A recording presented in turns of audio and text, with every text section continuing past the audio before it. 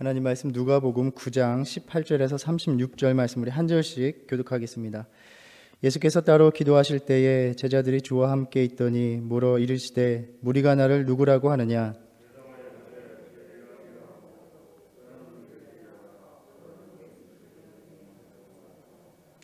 예수께서 이르시되 너희는 나를 누구라 하느냐? 베드로가 대답하여 이르되 하나님의 그리스도시니이다 하니 이르시되 인자가 많은 고난을 받고 장로들과 대제사장들과 서기관들에게 버림받아 죽임을 당하고 제3일에 살아나야 하리라 하시고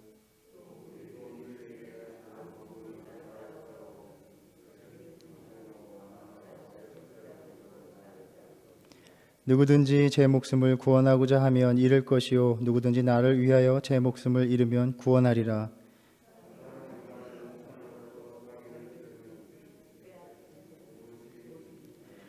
누구든지 나와 내 말을 부끄러워하면 인자도 자기와 아버지와 거룩한 천사들의 영광으로 올 때에 그 사람을 부끄러워하리라.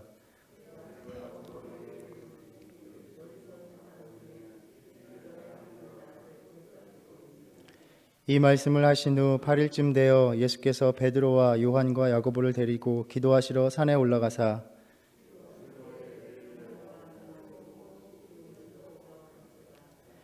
문득 두 사람이 예수와 함께 말하니 이는 모세와 엘리야라.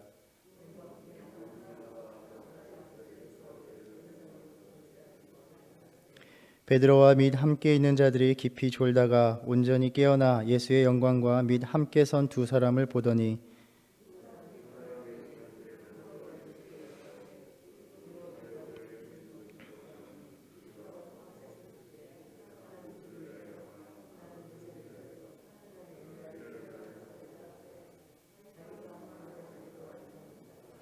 이 말 할 즈음에 구름이 와서 그들을 덮는지라. 구름 속으로 들어갈 때에 그들이 무서워하더니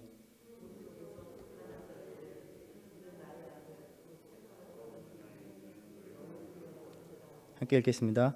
소리가 그침에 오직 예수만 보이더라. 제자들이 잠잠하여 그 본 것을 무엇이든지 그때에는 아무에게도 이르지 아니하니라. 아멘. 누가복음은 예수님께서 5천 명을 먹이신 사건 이후에 베드로의 고백이 이어지는 것처럼 이렇게 전하고 있습니다. 마가복음에 의하면 이 두 사건 사이에는 여러 가지 일들이 있었습니다. 마가복음 6장 45절부터 8장 26절에 이르는 내용을 생략하고 있기 때문에 학자들은 이를 마가의 대생략이라고 하고 부르기도 합니다. 아마도 누가는 5천 명을 먹이신 이 사건이 베드로의 고백과 이어지는 예수님의 정체성을 이해하는데 아주 중요한 열쇠가 된다고 생각하였기에 두 사건을 연달아서 우리에게 전해주고 있는 듯 합니다. 우리가 읽었듯이 8장 25절에서 예수님께서 풍랑을 잔잔케 하신 후에 제자들은 물었습니다. 그가 누구이기에 바람과 물을 명함에 순종하는가? 이제 5천 명을 먹이신 이 사건을 경험함으로써 제자들은 그 대답에 한 걸음 더 가까이 다가가게 된 것입니다. 마태복음과 마가복음을 읽어보면 베드로의 고백이 이루어진 이 장소가 가이사라 빌립보입니다. 이곳은 이방인들이 주로 거주하는 지방의 수도였습니다. 헤롯의 아들 헤롯 빌립이 황제 가이사와 자기 이름 빌립을 넣어서 가이사라 빌립보라 칭한 것입니다. 성지순례를 가보신 분은 알겠지만 이곳에는 헬몬강이 흘러서 풍부한 물이 공급되었고 아주 비옥한 땅입니다. 그러한 이유로 종교적인 제사를 드리기에는 아주 매력적인 곳이어서 많은 신전들이 지어져 있습니다. 그 신전들이 가득한 가운데 예수님께서 너희는 나를 누구라 하느냐 또 사람들은 나를 누구라 하느냐라고 물으신 것입니다. 우리가 이 지명을 알고 있다면 이 지명을 배경으로 예수님께서 그 신전들이 가득한 가운데 사람들이 나를 누구라 하느냐 또 너희는 나를 누구라 하느냐라고 물으신 것을 묵상하면서 이 거짓신들이 가득한 이 세상에서 너희는 나를 참된 하나님으로 고백할 수 있느냐라고 물으신 것으로 우리는 묵상하곤 합니다. 그런데 오늘 우리가 읽었듯이 누가복음서에는 그 지명을 언급하지 않습니다. 아마도 이 복음을 전하고 있는 누가에게는 장소에는 관심이 없는 것처럼 보입니다. 그의 관심은 예수님께서 무엇을 하고 계셨느냐 하는 것입니다. 무리를 떠나 기도하셨습니다. 예수님께서 따로 기도하실 때에 5천 명을 먹이셨기 때문에 예수님에 대한 무리들의 환호와 열광이 더 높아졌을 것입니다. 많은 무리가 예수님 가시는 곳마다 모여들었습니다. 그때 예수님께서는 그러한 무리들을 떠나 기도하셨다라고 전하고 있습니다. 우리가 묵상하듯이 누가는 예수님의 기도 생활과 이 사건을 연결시키는 것이 아주 중요했던 것입니다. 우리가 살펴보듯이 예수님의 사역은 언제나 기도가 중심이었습니다. 사역의 중요한 순간마다 예수님께서는 늘 기도하셨습니다. 세례를 받고 성령을 받으실 때에도 기도하셨고 12사도를 세우실 때에는 밤새워 기도하셨습니다. 그리고 오늘 본문에서 자신이 누구인가 자신의 정체성에 대해서 물으실 때에도 기도하셨고 이어지는 본문에서 산에 오를 때 변화하는 그 모습을 보여주실 때에도 그 목적이 기도하시기 위함이었다라고 말하고 있습니다. 그렇게 무리들이 자신에 대해서 열광하고 환호할 때에 예수님께서는 하나님 앞에 나아가 기도하심으로 그 무리들이 원하는 대로 행하는 메시아가 되지 않기 위해서 자신이 누구인지 무엇을 해야 하는지 오직 기도 생활을 통해서 하나님의 뜻에 일치시키시며 사신 것입니다. 예수님께서 어떻게 하나님의 도구가 되셨는지를 그 제자들에게 우리들에게 똑똑히 보여주시고 있는 장면입니다. 예수님께서 누구이신가, 그분이 어떤 분이신가를 인식하는 것, 믿는 것, 이것은 그 문제는 사람들이 예수님에 대해서 어떻게 반응하는가, 그리고 그들이 어떻게 생각하고 이야기하는가를 바탕으로 해서 그들과의 어떤 신학적인 토론이나 논쟁을 통해서가 아니라 그분을 참되게 계시해 주시는 하나님께 물을 때에 가능하다는 것, 즉 기도를 통해서 우리는 예수님에 대해서 참되게 깨닫게 된다는 것입니다. 예수님께서 그렇게 기도하실 때에 제자들이 주와 함께 있었다라고 말을 합니다. 아마 그 제자들은 기도하시는 주님 곁에서 역시 함께 기도했을 것입니다. 만약 그렇다면 오늘 베드로의 고백 역시 기도를 통해서 또 바로 이 기도에서 비롯되었다라고 생각할 수 있습니다. 주님께서는 제자들에게 무리가 나를 누구라고 하느냐라고 물으셨습니다. 그들의 대답이 세례 요한이라 하고 더러는 엘리야라 하기도 하고 더러는 옛 선지자 중에 하나가 살아난 것이다 라고 말을 하더이다 라고 대답을 합니다. 어제 묵상했듯이 헤롯이 사람들로부터 들었던 이야기와 똑같습니다. 이제 제자들에게 너희가 대답해 보라고 말씀하십니다. 너희는 나를 누구라 하느냐? 그때 베드로는 하나님의 그리스도시니이다 라고 대답합니다. 하나님이 택하신, 하나님이 보내신, 우리가 기다리는 그리스도가 바로 당신입니다 라는 말입니다. 아주 훌륭한 대답입니다. 당연히 우리는 그 베드로의 대답을 들으며 베드로는 당연히 제자로서 예수님을 더 위대하신 분으로 인정해야지 라고 생각할 수도 있습니다. 하지만 단지 누구를 더 위대한 인물로 생각하느냐의 문제가 아닙니다. 이 고백에는 어쩌면 고백하고 있는 베드로조차 그 자신도 인식하지 못했던 깊은 신앙적인 도전이 담겨 있었음을 우리는 묵상해 보게 됩니다. 세례 요한, 엘리야, 또 선지자 중에 하나는 메시아를 기다리게 하는 사람들이었습니다. 그러니까 대중들에게는, 무리들에게는 여전히 예수님은 메시아가 아니라 메시아의 선구자, 메시아의 오심을 선포하는 사자였을 뿐입니다. 메시아를 기다리고 기대하게 만들 뿐 이미 오신 메시아로서 인식하지 못했던 것입니다. 그러나 베드로가 주는 하나님의 그리스도시니이다 라고 말하는 것은 바로 당신이 메시아입니다. 하나님이 보내신 메시아가 이 땅에 오셨음을 나는 믿습니다 라는 고백입니다. 아주 차원이 다른 고백임을 알 수 있습니다. 크레독이라는 이 학자는 이 두 고백의 차이점에 대해서 의미 있는 성찰을 전해주고 있습니다. 우리는 우리의 삶을 돌아보면 때로는 여전히 무언가를 또 누군가를 기다리고 기대하는 일이 더 신나고 좋을 때가 있다는 것입니다. 5천 명을 먹이신 이가 단지 메시아의 오심을 선포하는 자라면 실제로 오시는 메시아 되시는 분은 얼마나 더 크고 놀라운 일로 우리를 만족시켜 주시겠냐 하는 것입니다. 무리들에게는 예수님으로 인해서 자신들의 그 메시아에 대한 기대가 더 열광적이고 황홀해졌습니다. 그들에게는 예수님이 메시아에 대한 기다림, 기대, 바램을 더 크게 만들어 주시는 분이었습니다. 그런데 베드로가 주는 하나님의 그리스도시니이다 라고 말하는 순간 이제 그 기다림과 기대와 바램을 끝내야 한다라는 이야기입니다. 아니, 그토록 기다리던 그분이 오셨는데 더 좋은 것이 아닌가라고 당연히 생각하게 됩니다. 그런데 그 기다리던 분이 우리가 기대하던 바에 일치하느냐라는 문제입니다. 주님께서는 22절에 무리들이 그토록 기다리던 메시아가 어떤 분이며 또한 앞으로 어떠한 일을 겪게 될 것인가를 말씀해 주셨습니다. 인자가 많은 고난을 받고 장로들과 대제사장들과 서기관들에게 버림받아 죽임을 당하고 제3일에 살아나야 하리라.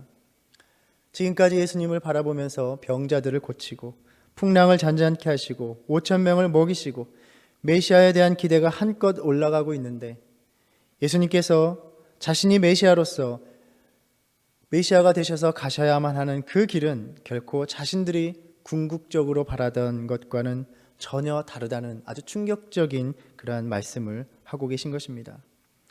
다시 말해서 메시아가 오실 거야 라고 생각할 때에는 그분이 오셔서 우리의 삶을 이렇게 바꿔주실 거야, 우리에게 더 크고 놀라운 일을 베풀어 주실 거야, 여전히 자신들이 원하고 바라는 것들을 담아서 그분을 기다릴 수가 있었는데 이제 메시아가 오셨다, 이분이 메시아다라고 고백하는 순간 그렇게 그 기다림 속에서 자신들의 욕망을 투영하는 것을 멈추고 더 이상 그분이 우리들의 꿈에 걸맞게 오실 것이라는 생각을 내려놓고 이 오신 메시아, 하나님께서 보내신 그분이 드러내는 하나님의 뜻과 그분이 하시는 일을 받아들이는 일, 그분의 말씀과 행위, 그 모든 것에 순종하는 일만 요구된다라는 것입니다. 주는 하나님의 그리스도신이다라는 고백은 그렇게 지금까지의 자신들의 기대 속에 반영되었던 세상의 헛된 바램들을 멈추고 내려놓고 하나님의 일을 위해 가시는 그 길을 온전히 따르겠나이다, 순종하겠나이다 라는 항복의 선언과도 같은 것입니다. 그래서 예수님께서는 이 베드로의 고백을 듣는 순간 그렇게 예수님의 그리스도 되심에 대한 인식이 시작되자마자 제자들에게 어떻게 말씀하셨습니까? 메시아의 참된 길이 무엇인가를 알려주시면서 너희는 무조건 따르라 라고 말씀하셨습니다. 예수님께서 우리를 구원할 하나님, 메시아 되심을 고백하는 진정한 믿음을 가질 때 우리에게 남은 일은 이제 자신의 욕망을 통해 그분을 바라보는 일을 멈추고 온전히 따르는 일뿐이라는 것입니다.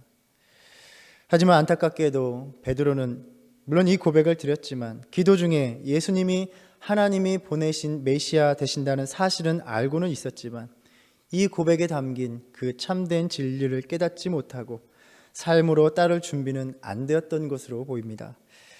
그래서 베드로의 고백을 듣고 주님이 당하실 고난과 죽음에 대해서 말씀하실 때 누가복음에서는 전하고 있지 않지만 우리가 마태복음 16장을 읽어보면 베드로는 예수님을 붙들고 항변을 합니다. 주여 그리 마옵소서, 이 일이 결코 주께 미치지 못하리이다. 이때 주님께서는 베드로를 향해 사탄아 내 뒤로 물러가라 라고 아주 단호하게 말씀하십니다. 왜 뒤로 가라고 하셨을까요? 따르는 자는 앞이 아니라 뒤에 있는 자입니다. 그래서 내 뒤로 물러가라 라는 이 명령은 너는 내 앞에서 나의 길을 막거나 나의 뜻을 꺾는 그러한 사탄과 같은 존재가 아니라 나를 따르는 사람이 되라 라고 말씀하시는 것입니다. 그러니까 내 뒤로 물러가라 라는 것은 나를 따르라 라는 명령인 것입니다. 이러한 관점에서 보면 믿음의 단계를 두 단계로 생각해 볼 수 있을 것 같습니다. 하나는 자신의 세상적인 기대를 가지고 예수님을 바라보는 단계입니다. 그분은 나의 세상적인 유익과 이익을 위해 행하시는, 일하시는 메시아가 되어야 하는 것입니다. 바로 무리들이 주님께 가졌던 믿음입니다. 오늘 또 많은 신앙인들이 이 무리들과 같은 믿음으로 주님께 나옵니다. 주님께서는 이 땅에서의 나의 불편한 삶을 해결해 주시고 배불리 먹고 남도록 나를 채워 주셔야 하는 분입니다. 물론 이러한 믿음에도 주님을 찾는 간절함이 있습니다. 자신이 원하는 것이 있기 때문입니다. 주님께서 행하신 일을 놀랍게 여기며 찬양을 합니다. 그러나 주님을 따르겠다는 고백은 없습니다. 그 믿음은 여전히 자신의 욕망을 주님께 투영하고자 하는 열심 있는 믿음일 뿐입니다. 그러나 진정한 믿음은 하나님의 구원을 이루기 위해서 걸어가시는 그 길을 온전히 주님께서 행하시는 대로 내가 따라가겠다는 순종하는 태도입니다. 예수님께서는 무리들이 그렇게 자신들이 원하는 메시아가 되어 주시기를 원하는 기대와 바람을 한껏 높일 때 따로 기도하셨습니다. 하나님 앞에 나아가 세상이 원하는 그런 메시아가 되어 주는 것이 아니라 하나님이 보내신 뜻을 이루는 그리스도로서의 그 메시아로서의 삶을 다시 한번 확인하신 것입니다. 기도하지 않는다면 너희들 역시 세상이 원하는 기독교인, 세상의 바람을 들어주는 사역자가 될 것이다 라고 주님께서 말씀하십니다. 기도하라라고 말씀하십니다. 오늘 이 아침 참 우리의 삶이 분주함에도 불구하고 왜 우리는 곧바로 세상으로 뛰어들어가지 않고 그 삶을 시작하지 않고 하나님 앞에 나온 것입니까? 바로 기도하기 위함입니다. 보통 새벽 예배라 하지 않고 새벽 기도해라 라고 합니다. 바로 기도가 목적입니다. 기도함으로 우리가 어떻게 이 하루 동안 하나님의 사람으로 살아가야 하는지를 확인하고 힘을 얻는 시간입니다. 특별히 온라인으로 함께하는 우리 성도님들도 단지 영상을 트는 것에 그치지 말고 기도하는 시간을 꼭 가지시기 바랍니다. 우리가 기도하지 않는다면 우리의 삶이 하나님께 맞춰지는 것이 아니라 다시 세상에 맞춰지게 될 것입니다. 주님은 아무든지 나를 따라오려거든 자기를 부인하고 날마다 제 십자가를 지고 나를 따를 것이니라 라고 말씀하셨습니다. 십자가를 진다는 것은 하나님을 섬기는 데 있어서 그렇게 자기를 부정하는 것, 자신을 부정하는 것과 연관이 있습니다. 언제 우리가 이러한 삶을 살아가야 하는가라는 것입니다. 어떤 위기의 순간에, 특별한 간구를 드려야 하는 순간에, 특별한 계시의 순간, 그것이 아니라 날마다 따르라라고 말씀하십니다. 매일매일의 삶에서 하나님의 뜻이 나에게 주어질 때 내 자신을 보존하고 나의 관심을 먼저 이루는 것을 물리치는 헌신의 삶을 살아가는 것입니다.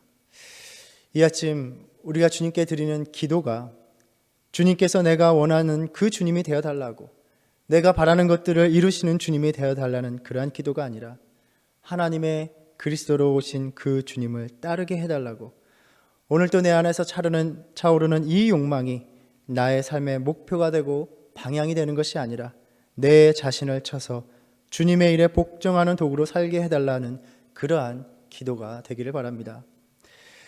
그럼 우리는 그렇게 주님만 따르면서 주님처럼, 주님의 삶처럼 우리는 평생을 고난의 길만 걸어가야 하는 것인가 우리는 생각하고 물을 수도 있을 것입니다.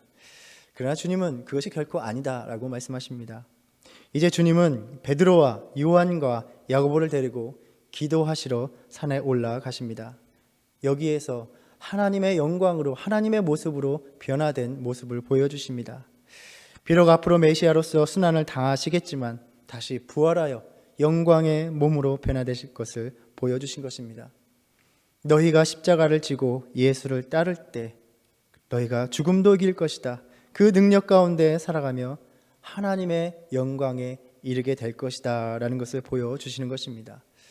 우리가 읽었듯이 여기에서 다시 기도의 중요성이 강조됩니다. 기도가 예수님의 모습을 변화되게 하시는 요인이었습니다. 기도하실 때에 변화되시고 모세와 엘리야가 영광 중에 나타나 예수님과 함께 했습니다. 이 모세와 엘리야는 율법과 예언자를 대변한다라고 보통 생각을 합니다. 율법과 예언자들의 선포를 통해서 말씀하신 그 메시아의 길을 가시는 예수님과 함께 한 것입니다. 이들이 나누었던 대화, 이들이 나누었던 이야기는 예수님의 별세, 예수님의 죽음에 관한 것이었습니다. 이 별세라는 헬라어 단어가 엑소더스입니다.